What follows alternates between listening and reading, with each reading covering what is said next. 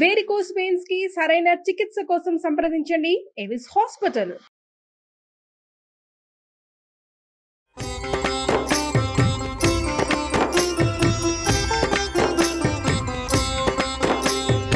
నమస్కారం. విష్ణు పురాణం 19వ భాగంలోకి వచ్చాం.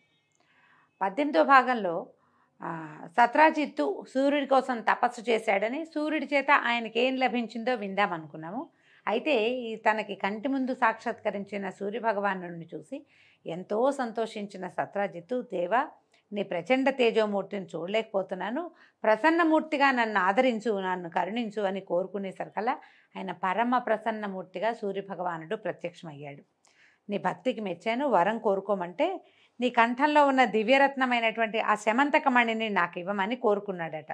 అయితే సూర్యభగవానుని మెడలో వేళ్లాడే రత్నమైనటువంటి శమంతక రత్నాన్ని వరంగా పొందాడు సత్రాజిత్తు. సత్రాజిత్తు ఏం చేశాడట, ఆ రత్నాన్ని తన కంఠమాలికలో వేసుకున్నాడు. దండలో ఆ రత్నాన్ని పొదిగించుకున్నాడు. అది మెడలో వేసుకుని వస్తే అతను వస్తూ ఉంటే ఆ రత్నకాంతులు ఎలా నాలుగు పక్కలకి వెళ్తా అంటే సూర్యుడే దిగి వచ్చినట్టుగా అయిపోతుందట. సూర్యభ్రాంతిని కలిగిస్తుంది. ఆయన తిరిగి వస్తూ ఉంటే ద్వారకాపురవాసులంతా ఆశ్చర్యపోయి సూర్యభగవానుడు వస్తున్నాడని కృష్ణుని పిలిచి చెప్తున్నారట. దేవా, సూర్యుడే వస్తున్నాడంటే త్రికాలవేది అయిన శ్రీకృష్ణ పరమాత్మ చిరునవ్వుతోటి వాళ్ళకి ధైర్యం చెప్తూ, సూర్యుడి కాదు, సూర్యుని వలన ఒక రత్నాన్ని పొంది సత్రాజిత్తుడు దాన్ని తన మెడలో వేసుకొని వస్తున్నాడు, ఆ రత్నకాంతులే మీకు సూర్యభ్రాంతిని కలిగించాయని అందరినీ శాంతపరిచాడట. సత్రాజిత్తు తన ఇంటికి వచ్చి హాయిగా ఉన్నాడు.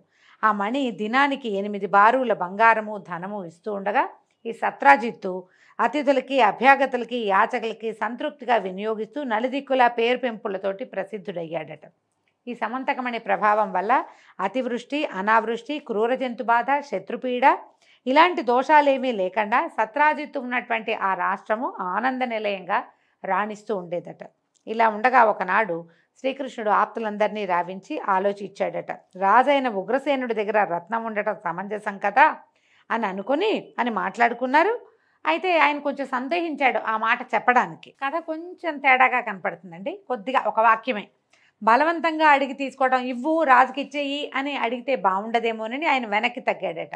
అయితే శ్రీకృష్ణుడు పురప్రముఖులతో కొంతమందితో ఇలాంటిది ఆలోచించినట్టు సత్రాజిత్తుకు తెలిసింది. మనసులో ఒక రకమైన కలత రేగింది ఆయనకి. సరే, ఇవ్వమని కృష్ణుడు స్వయంగా అడిగితే ఇవ్వటమే. ఇవ్వనంటే విరసంగా ఏదైనా జరుగుతుందేమో, బలవంతులతో పగ బతుక్కి చితుకు అని ఆలోచించి తమ్ముడైన ప్రసేనజిత్తుడిని పిలిచి ఆ శమంతకమణిని అతనికి ఇచ్చి దీన్ని కృష్ణుడికి ఇవ్వాలని చెప్పాడు. ప్రసేనుడు అన్న దగ్గర సరే అన్నాడు, కానీ ఇవ్వకుండా తన కంఠహారంలో లాగా ధరించి తిరుగుతూ ఉండేవాడట. అయితే ఇతను కొన్నాళ్ళకి ప్రసేనుడు అశ్వారూఢుడై వేటకి అడవికి వెళ్ళాడట. అక్కడ ఒక చోట కంటపడిన సింహము ప్రసేనుడిని, గుర్రాన్ని చంపి అతని మెడలో ఉన్న మణిని తీసుకుపోయింది. కొంత దూరాన దానికి ఎదురుగుండా వచ్చిన జాంబవంతుడు దానిని చంపి శమంతకమణిని, ఆ మెరుస్తున్న దాన్ని బంతిగా భావించి గుహలో ఉన్న తన కుమారుడైనటువంటి సుకుమారుడికి ఇచ్చాడు. ప్రసేనుని సావు తెలిసినటువంటి యాదవులు శ్రీకృష్ణుని మీద నిందారోపణ చేశారు. శమంతకం పరిపాలకుడైన ఉగ్రసేనుడికి ఇవ్వాలని కృష్ణుని ఆలోచన. మెత్తమెత్తగా అడిగితే ఇవ్వడేమోనని అడవికి వెళ్ళాడు. మెడలో వేసుకుని అడవికి వెళ్ళిన ప్రసేనజిత్తుని చంపి మణి తీసుకొచ్చేశాడు. ఈ ప్రజల్ని దయతో ఏలవలసిన వాడు దయ లేకుండా ఇట్లా దారుణంగా నడుస్తూ ఉంటే ప్రజలకేం దిక్కు అని ఇలా ఏమిటంటే ఒక మాట పుట్టేసరికల్లా దాని మీద 100 మాటలు పుడతాయి కదా. ఏ కాలమైనా నిందలు పుట్టడానికి ఒకటే కాలం, పోయే కాలమే అన్నిటికీను. అయితే క్రమంగా ఈ వాక్కులు, మాటలు మారుతూ, నోర్లు చెవులు మారుతూ శ్రీకృష్ణ పరమాత్మ చెవినబడింది. ఈయన ఏం చేశాడట, కొంత సైన్యాన్ని వెంట పెట్టుకుని ఆ ప్రసేనుడు వెళ్ళిన మార్గం వైపుకి అతను ఏ అడవికి వేటకెళ్ళాడో అక్కడికి వెళ్ళాడు. వెళ్తే అవి తిరిగి చూసిన తర్వాత చచ్చిపడి ఉన్న ప్రసేనుని కళేబరము వెంట వచ్చిన వారికి అడుగులు గుర్తించి చూపించాడు. ఇదిగో ఇక్కడ ప్రసేనుడి శవమే ఇది అని గుర్తుపట్టారు. అయితే అక్కడ కొంత దూరంలో ఓ సింహం చచ్చిపడి ఉంది. అక్కడి నుంచి అడుగులు జాడని చూస్తే ఒక కొండ గుహ దగ్గరికి వెళ్ళి అక్కడ చూశాడు. భల్లూకపు అడుగులు కనపడుతున్నాయి అని ఆలోచించి సైన్యాన్ని బయటే ఉంచి ఆయన లోపలికి వెళ్తే వివిధమణి ప్రభాభాసమై ఉన్న జాంబవంతుని భవనం కనిపించింది. అక్కడ లోపల కొండ గుహ లోపల ఎన్నో మణులతోటి అలంకరించినటువంటి ఇది కనపడిందట. లోపలికి ప్రవేశిస్తే ఒక దాది చిన్న బాలుని ఒళ్ళో పెట్టుకుని లాలిస్తూ అంటోందట, కుమారా, సింహం ప్రసేనుణ్ణి చంపగా సింహాన్ని జాంబవంతుడు చంపి తెచ్చిన ఈ శమంతకమణి ఇక నీదేరా, ఏడవకు నాయనా ఏడవకు అని పిల్లవాడిని లాలిస్తోందట. ఆ మాట విన్న కృష్ణుడు ఎదురుగుండా చూశాడు. ఈ సుకుమారుడు అని బాలుడితో మెడలో మిరుమిట్లు గొలుపుతున్న శమంతకమణి సూర్యబింబం వెలుగుతున్నట్టుగా ఉంది. అయితే ఒక ముందడుగు వేసి ఆ కుమారుడి మెడలో ఉన్న మణిని తీశాడట. ఆ మణిని తీసేసరికల్లా దాసి భయంతో కేకలు పెట్టేసరికల్లా లోపల ఉన్న జాంబవంతుడు కోపించి శ్రీకృష్ణునితో 21 దినాలు పోరాడాడు. మనం ఇలాంటి కథే వింటాం, కొంచెం తేడాలతోటి. ఈ లోపల ఇలా యుద్ధం ఉంటే ఈ పైనున్న శ్రీకృష్ణుడు సైనికులు వారం రోజులు ఉన్నారు, కృష్ణుడు రాలేదు, పరలోకానికి వెళ్ళిపోయాడేమోనని భయపడి విచారిస్తూ వెనక్కి తిరిగి ఆ బంధుమిత్రులకి చెప్పారట. వాళ్ళు బంధుమిత్రులు ఏమనుకున్నారు, కృష్ణుడు రాలేదంటే ఏదో జరిగింది విపరీత క్రియ, అందుకే కుదరలేదని పారలౌకిక క్రియలు కూడా చేసేసారు.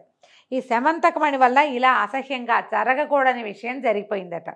అలా జాంబవంతునితోటి 21 దినాలు పోరాడగా క్రమంగా తిండి నిద్ర లేక అప్పటికే దిగజారిపోయిన శరీరంతో జాంబవంతుడు పోరాడలేక శ్రీకృష్ణునితోటి ఇట్లా అన్నాడు. ప్రభు, మునుపు శ్రీలంకలో రావణుని సైన్యం రాముని సేనతో పోరాడినప్పుడు కంటపడిన రాక్షసుని ముక్కలు ముక్కలుగా చిదిపి రాముని చేత మన్ననగొన్నవాడను, నాకు మనుష్యుడు ఒక లెక్క, నా పేరు విన్నంతనే దేవదానవ సైనికులకు గుండెల్లో దడబుడుతుంది, అలాంటి నన్ను ఎదిరించి అదిమి నీరసపెట్టిన నిన్ను మానవుడు అనటానికి వీల్లేదు, నన్ను అనుగ్రహించడానికి ఈ రూపాన వచ్చిన శ్రీమన్నారాయణుడివా తండ్రి నువ్వెవరు అని అడిగితే అప్పుడు కృష్ణుడు చిరునవ్వుతో చూసి తన సమాచారాన్ని చెప్పి పోరు వల్ల కలిగినటువంటి బాధను పోగొడుతూ మేనుని నిమరగా జాంబవంతుడు తొల్లిట ముందున్న జవసత్వాలు కలిగిన వాడయ్యాడు.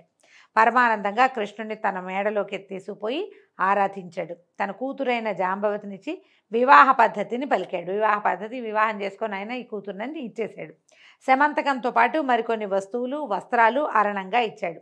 అవన్నీ తీసుకుని శ్రీకృష్ణుడు జాంబవతితో సహా ఆనందంగా ద్వారక్కి తిరిగొచ్చాడు. కృష్ణుని చూసి పురవాసులు పరమానంద భరితులై ఆనందించారు. కృష్ణుడు జాంబవతిని మేడలోకి చేర్చి కిందకి వచ్చి సత్రాజిత్తుని రమ్మని కబురు చేశాడు.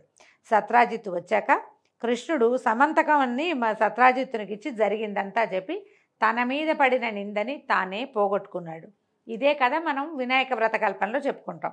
సత్రాజిత్తు బాగా ఆలోచించి ఈ మణి ఎప్పటికైనా నాకు అపాయకరమే, ఏం చేయాలి, దీని మీద కృష్ణుడికి కోరిక కలగకుండా చేయాలి, పైగా ఇప్పుడు ఇలాంటి నింద వేసి ఇంత పొరపాటు జరిగి మధ్యలో అసహ్యకరమైన పారలౌకిక క్రియలు చేయకూడనివి అవి కూడా దీనివల్లే జరిగింది కాబట్టి పెద్దలతో చెప్పి ఒప్పించి ఏం చేశాడు, తన కూతురైన సత్యభామని కృష్ణుడికిచ్చి కళ్యాణం జరిపించాడు.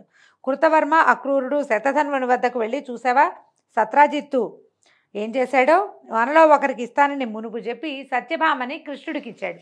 అంటే ఈ సత్యభామమణిని కృతవర్మకి అక్రూరుడికి వీళ్ళందరికీ ఎవరెవరికో ప్రామిస్ చేశాడనమాట. మనకి ఇస్తానని చెప్పి కృష్ణుడికి ఇచ్చి పెళ్లి చేశాడు. ఈ పని మాకే కాదు నీకు కూడా సిగ్గు కలిగించేదే.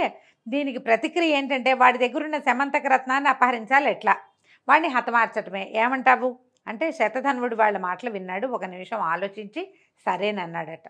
అలా ఉండగా కొన్నాళ్ళు అయిన తర్వాత లక్క ఇంటనున్న పాండవులకు దుర్యోధనుడు హాని కలిగించాలనే ఉద్దేశంతో ఆ ఇంటికి అగ్నిని పెట్టే ప్రయత్నంలో ఉండటం తెలిసి ఆ ఆపద నుంచి వాళ్ళని కాపాడడం కోసం శ్రీకృష్ణుడు ద్వారక నుంచి వారణావతం వెళ్ళాడు. ఎక్కడైతే లక్క ఇల్లు ఏర్పరిచారో అక్కడికి వెళ్ళాడు. శతధన్వుడు తెలుసుకున్నాడు. ఇదే తగిన అదనని ఒకనాటి రాత్రి సత్రాజిత్తుని ఇంటికి వెళ్ళి ఇల్లాలు కుమారులు గోల పెడుతుండగా అతన్ని దారుణంగా చంపి శమంతకమణిని తీసుకెళ్ళిపోయాడు. మనం ఇంకో కథ వింటాం. శమంతకమణిని సత్రాజిత్తు సత్యభామమణితో సహా ఇచ్చేశాడు శ్రీకృష్ణుడికి అని ఇందులో కొంచెం వేరుగా కనపడుతోంది. అయితే ఏం చేశారు, ఈ శమంతకాన్ని పట్టుకుపోయాడు శతధన్వుడు. ఈ కృతవర్మ అక్రూరుడు చేసిన దుర్బోధతోటే శతధన్వుడు ఈ దారుణ కర్మ చేశాడని సత్యభామ అర్థం చేసుకుంది. తగిన వీరభటల్ని వెంటుంచుకుని రథమెక్కి వడివడిగా తోలించి వారణావతానికి వెళ్ళిపోయిందట. భర్త దగ్గరికి వెళ్ళింది. కృష్ణుడిని దర్శించి నమస్కరించి కన్నీళ్ళు ఒత్తుకుంటూ దీనంగా చెప్పింది, మా నాన్నని అర్ధరాత్రి వేళ ఆ శతధన్వుడు వెళ్ళి మా తండ్రిని సంహరించి ఈ వజ్రాన్ని ఈ సమంతకాన్ని తీసుకుపోయాడు అని చెప్పేసరికల్లా ఆయన ఆశ్చర్యపోయి అయిందేదో అయింది సత్యభామ విచారించుకో, ఆ శతధన్వుడిని హతమారుస్తానని ప్రధారూఢుడై ధర్మరాజాదుల్ని వీడుకొలిపి ఈయన మళ్ళీ వెనకొచ్చాడు ద్వారక్కి. ఆ రాత్రి ఉగ్రసేనుడు బలరాముడు మొదలైన తన వారి వల్ల శతధన్వుని తులువతనం తెలిసి విచారించి కోపించి ఇట్లా అన్నాడట, సూర్యప్రసాదితమైన ఆ రత్నం వల్ల ప్రసేనుడు అరణ్యంలో సింహం చేత చంపబడ్డాడు. ఇప్పుడు సత్రాజిత్తేమో శతధన్వుడి ఖడ్గానికి గురయ్యాడు. అన్నదమ్ములు ఇద్దరు ఇట్లా దుర్మరణం పాలైపోయారు అని అన్నయ్యని చూసి ఆ శమంతకమణి ముల్లోకాలకి ఉపకారకమైనది, ఇక మన వద్దే ఉండాలి, ప్రపంచానికి మేలు చేసేది మన దగ్గరే ఉండాలి, దుష్ట శతధన్వుని హతమార్చకపోతే మనకు అపకీర్తి వస్తుందని గట్టిగా అన్నయ్యకి చెప్పాడు. చెప్పేసరికి బలరాముడు అన్నట్ట సరే వాడిని పరిమార్చి ఆ రత్నాన్ని కైవసం చేసుకుంటానని బలరాముడు ప్రతిజ్ఞ చేశాడు. ఈ కథలన్నీ మనకు తెలియదండి, ఇవి కొంచెం కొత్త గాథలు. ఈ సమాచారం శతధన్వుడికి తెలిసింది. భయంతో వణికిపోయాడు. బలరాముడు అంటే మామూలు వాడా? ఆయన చూసి భయపడాల్సిందే ఎవరైనా సరే.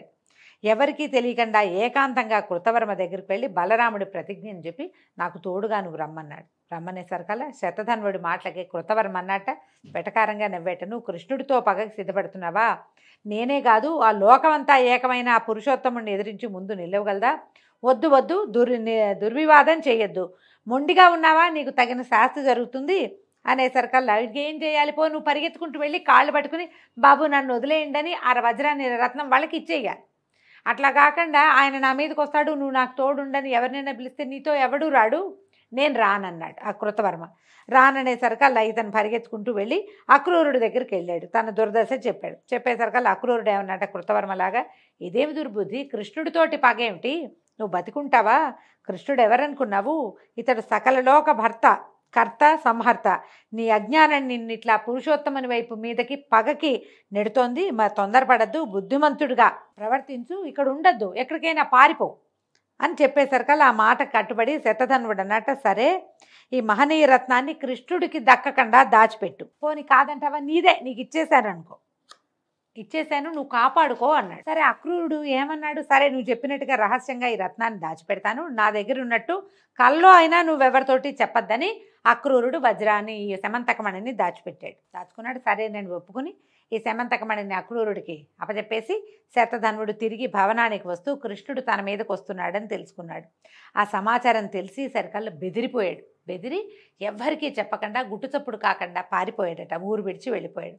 ఇంతలో ఏమైంది, కృష్ణుడు బలరాముడు తోడుగా ఈ బలరాం బయలుదేరి దారుకుడు సరదాగా రథమెక్కి శతధన్వుణ్ణి అనుసరించాడట. ఈ దారుకుడు ఎవరు? కృష్ణుని యొక్క రథసారథి. ఎక్కేసరికల్లా ఈ శతధన్వుడి గుర్రము వాయువేగంతో పారిపోయి మిథిలా నగరం పొలిమేరలో ఉన్న ఒక తోటలో ప్రవేశించి మరణించిందట. గుర్రం పడి చచ్చిపోయింది. ఆ గుర్రం మీద ఉన్న శతధన్వుడు కింద పడిపోయాడు.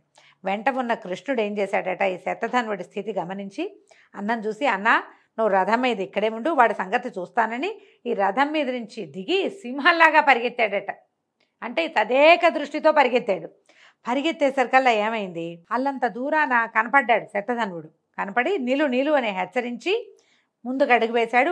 చక్రాన్ని విడిచిపెట్టాడట. చక్రం విడిచేసరికల్లా సుదర్శనాయుధం వెళ్ళి శతధన్వుడిని సంహరించింది.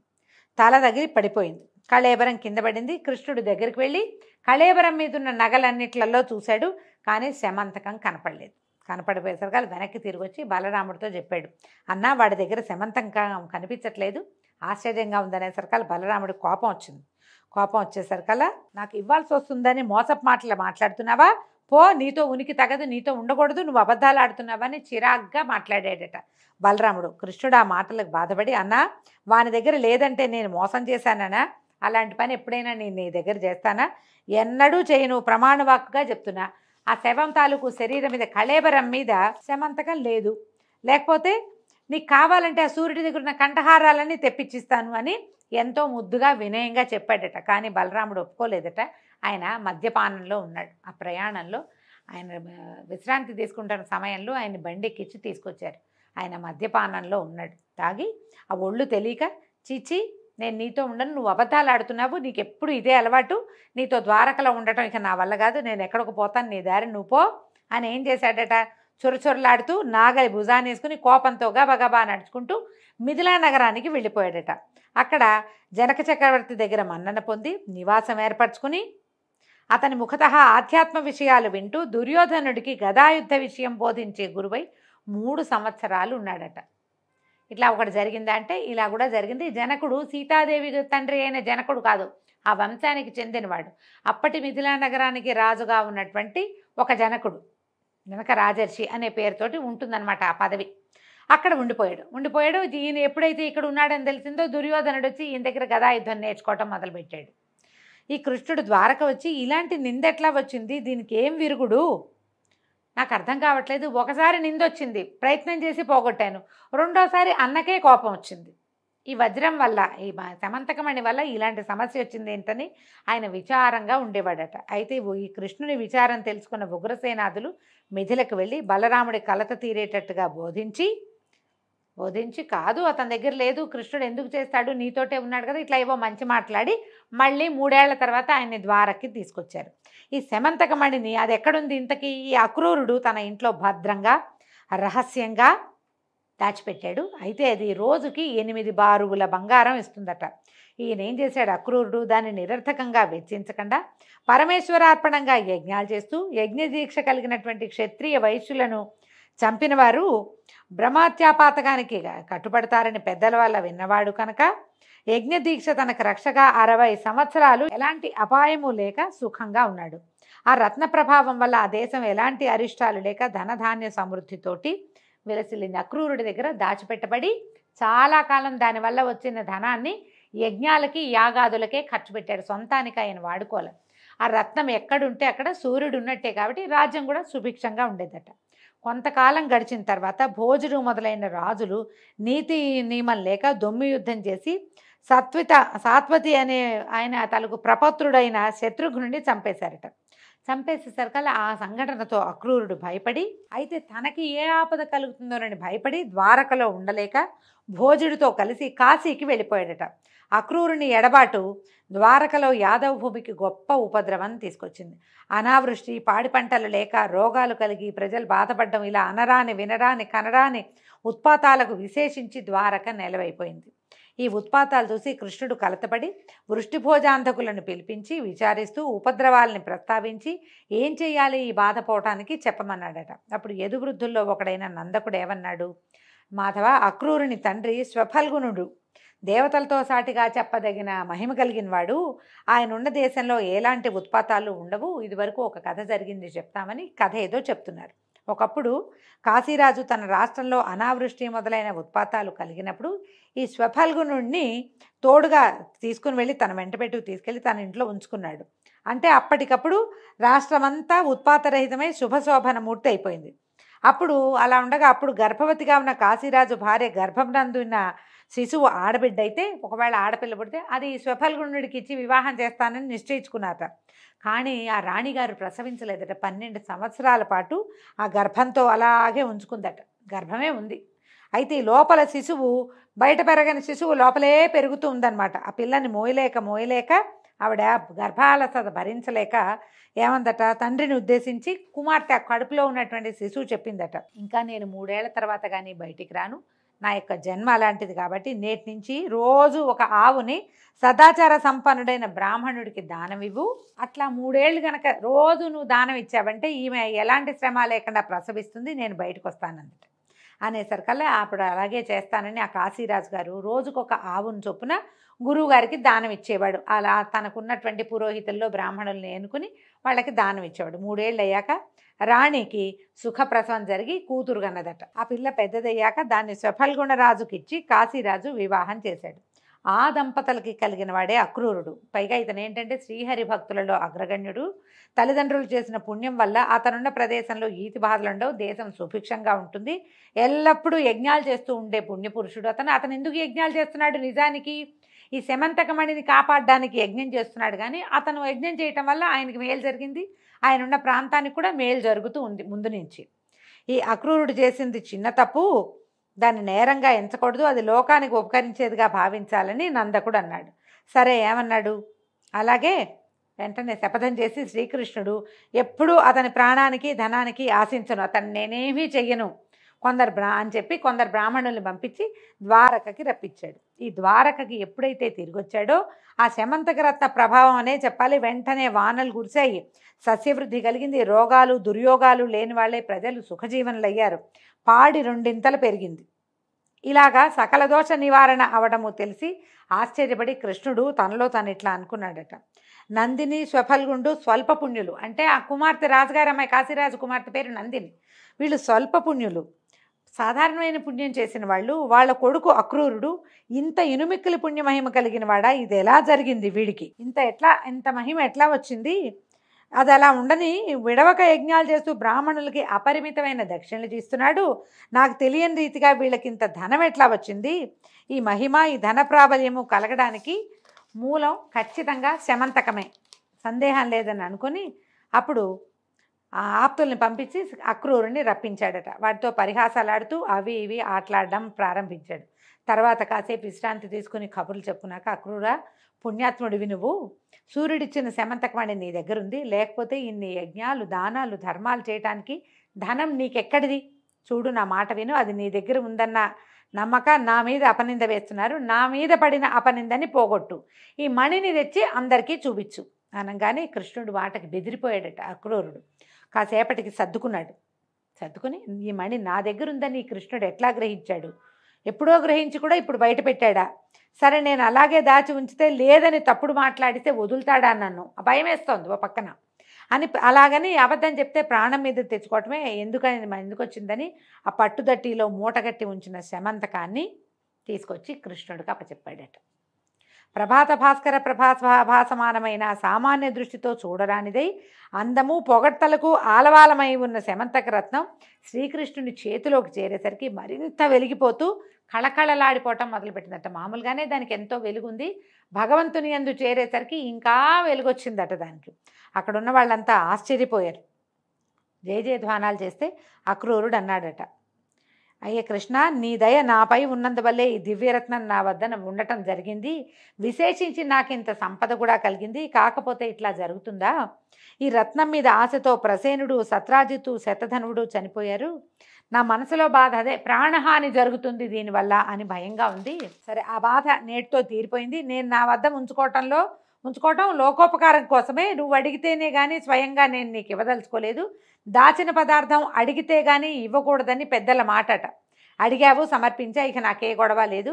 నీ కోరిక ప్రకారం కానీ నేను నిన్ను మనసులో ఆరాధించే భక్తుడిని, నన్ను కరుణించమన్నాడు. అప్పుడు ఏం చేశాడు? ఈ కృష్ణుడు ఆదరంగా మంచి మాటలతో అతను ఆనందపరిచాడు. ఈ శమంతకం మీద ఉన్న ఆశతోటే బలరాముడు ఈ మణి కోసమే ఊరు విడిచి వెళ్ళాడు. ఆ రోజు అంతే కదా, నువ్వు నాకు ఇవ్వాల్సి వస్తుందని నువ్వు అబద్ధం చెప్తున్నావని తమ్ముడితో దుర్భాషలాడి ఆయన మిథిలా నగరానికి వెళ్ళిపోయాడు. మా నాన్న సొమ్ము నాకే చేరాలని సత్యభామ కోరిక అని ఆలోచించి, ఈ గృహకలహం ఎందుకు, ఇప్పుడు ఆ వజ్రం, ఆ శమంతకమణి బలరాముడికి ఇస్తే అన్నయ్య నిందబాపుకోవచ్చు, కానీ మా నాన్నది నాకు ఇవ్వకుండా ఆయనకి ఎందుకు ఇచ్చారని సత్యభామ అనుకుంటుంది. వీళ్ళిద్దరికీ పోట్లాట వస్తుందని ఏమన్నాడంటే, అయ్యా అక్రూరా, ఇది బ్రహ్మచర్యాన్ని నిరాఘాటంగా పరిపాలించే వాళ్ళ దగ్గరే ఉండాలి, కానీ గృహస్థుల గృహస్థుల దగ్గర ఉండకూడదు. నాకు లెక్కకు మిక్కిలిగా ఉన్న కాంతలతో ఉన్న నా దగ్గర అసలు ఉండకూడదు. నన్నే ఎంతో ప్రేమగా చూస్తూ ఎడబాయకుండా ఉండే సత్యభామ కూడా ఇది తగదు. ప్రతిదినము ఎంతో కొంత మద్యపానం చేసే అలవాటు ఉన్నటువంటి బలరాముడి దగ్గర కూడా ఇది ఉండకూడదు. నిష్కల్మషుడివి, బ్రహ్మచర్యం విడువక పాలించేవాడివి, పరమ భాగవతోత్తముడివి, నువ్వే దాన్ని భరించు, అనాయాసంగా భరించగలుగుతావు అని ఇచ్చేశాడట.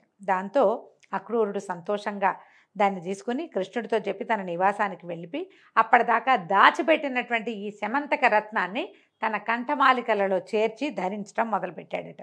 ఈ విధంగా తనకు కలిగిన నిందను పోగొట్టుకున్నటువంటి కృష్ణుడు ప్రశాంత చిత్తుడై ఉన్నాడు. ఈ కథ వినిన వారు ఎలాంటి అపనిందలు పొందక మంచి పేరు కలవారై పుత్రపౌత్రాభివృద్ధిగా ప్రమోదంగా జీవితం గడుపుతారు. మనము ఒక చిత్రమైన వృత్తాంతాన్ని వింటామండి. అదే వృత్తాంతం తాలూకు తరువాయి భాగాన్ని ఈరోజు విష్ణు పురాణంలో విన్నాం. దీంతో సెలవండి.